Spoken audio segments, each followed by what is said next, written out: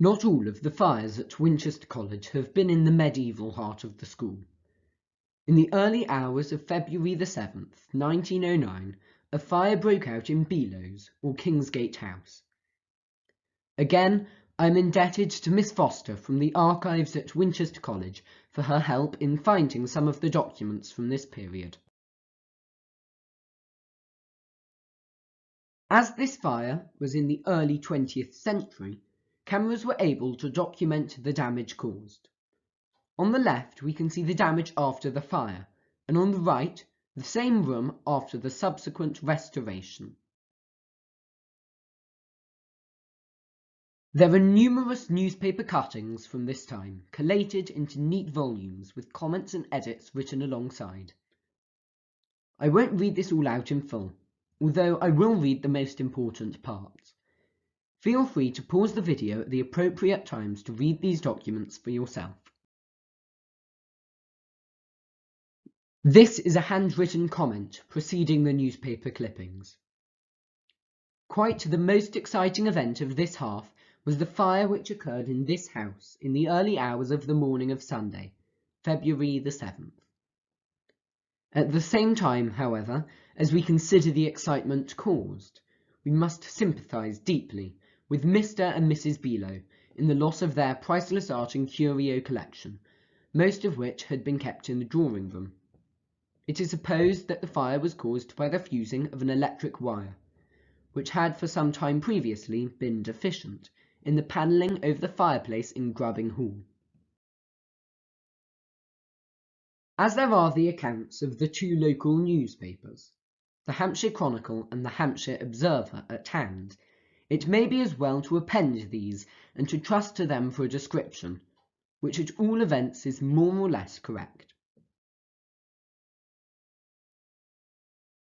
Here is the first newspaper clipping, from the Hampshire Chronicle, February the 13th, 1909, 6 days after the fire. Serious fire at Winchester College House. Valuable art and curio collection destroyed. Splendid work by fire brigade and college students. A disastrous fire occurred in the small hours of Sunday morning at Kingsgate House, one of the houses of Winchester College, occupied by the Reverend R.D. Below. The house, which is a very large one, and which accommodates 38 boys, was added to some years ago by the late Reverend Harry Lee, who built a wing facing Kingsgate Park. This wing comprised a large dining hall with massive bay window, and a drawing room over of corresponding size. Both were most beautiful apartments. The dining hall was exquisitely panelled, with a fine oak panelling. Both the dining hall and the drawing room have been gutted, but happily the panelling has not been demolished, and though it is greatly scorched and blistered and in some places burnt through, it is not beyond repair. Mr. Below, the present occupant, is an enthusiastic collector of pictures, old china, old jewellery, and antique furniture, and his drawing room was one of the most beautifully furnished in Winchester. Unfortunately, everything in the department has been totally destroyed, and the loss in this direction is much greater than the sum involved in the damage to the building. Story of the fire. Mr. Below had staying with him Major Higginbotham from Aldershot, and on Saturday night they, with Mrs. Below and others, were in the drawing room until a late hour.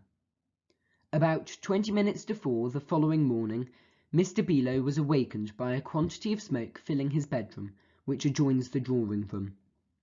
He at once jumped out of bed and ran to the drawing room, and on opening the door found the apartment full of dense smoke. Giving the alarm, he immediately, without waiting to dress, rushed off down Kingsgate Street to the fire alarm bell near the King's Gate. The mechanism of this was a little out of order, and the officer in charge considered it a false alarm, and took no notice of it. Mr. Below thereupon ran to the police station just as he was, and gave the alarm, and measures were at once taken to get the fire brigade together. Meanwhile, the house at Kingsgate House, were thoroughly aroused, and Miss Jennings, the matron, called all the students and the servants. All were gathered together in the kitchen, and the roll was called, and it was found that everyone was safe.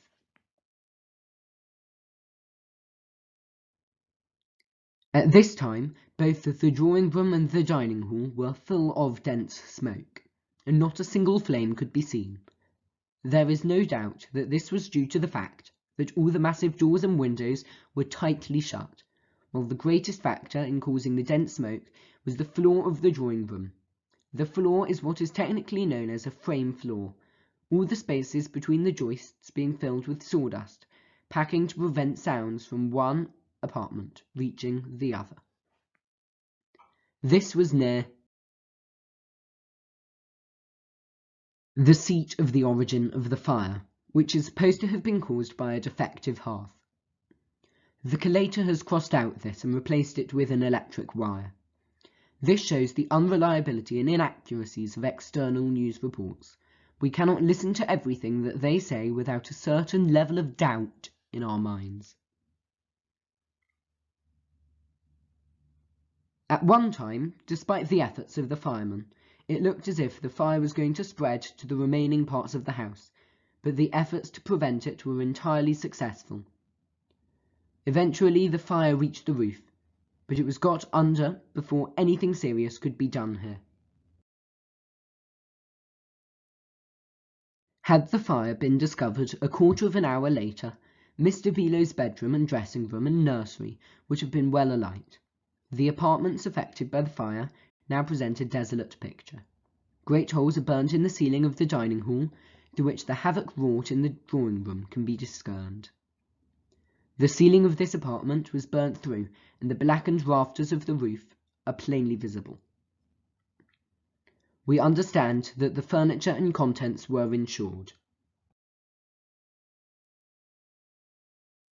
The second newspaper article is from the Hampshire Observer. Fire at a Winchester College house. Owing to the hour at which the outbreak occurred, combined with the fact that that portion of the premises which was gutted is entirely screened from the Kingsgate and Roman roads, little or no information was generally circulated. Thus, the seriousness of the conflagration was not realized.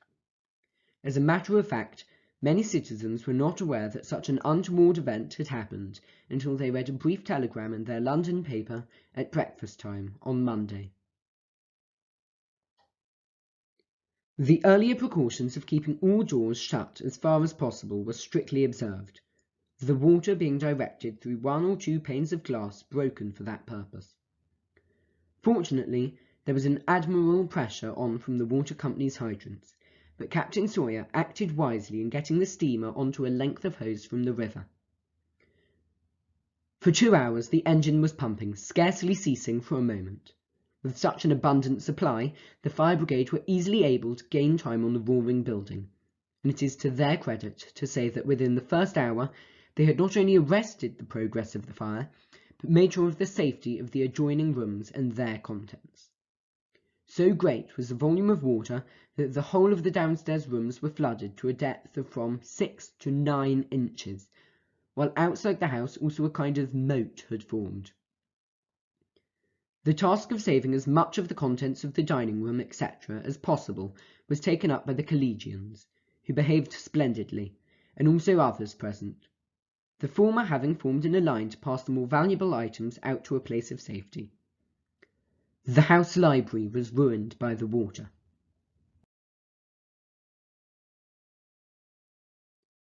On Sunday morning, breakfast was provided for those at Kingsgate House at Mr. Fort's house.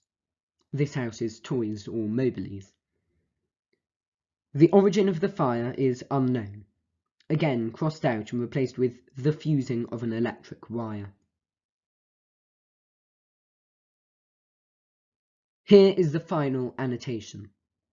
We can only be thankful that it was not more serious, as it might easily have been, had Mr. Below not woken up till later. A subscription was raised from parents for the restoration of the panelling, amounting to over £35, about £4,000 in today's money. This extract is also in the archives.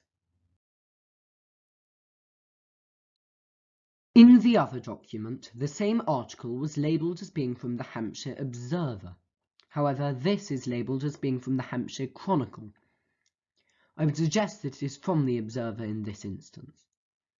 With too much information, sometimes incorrect details are present. It is much harder to work out accurate, precise details with a larger number of documents. Again, you can see the extensive damage which the newspaper articles talked about on the left. These are some primitive photos of the exterior of Belo's in the 1900s. You can see Reverend Below sitting on the left-hand side of the right picture, and the bay windows also.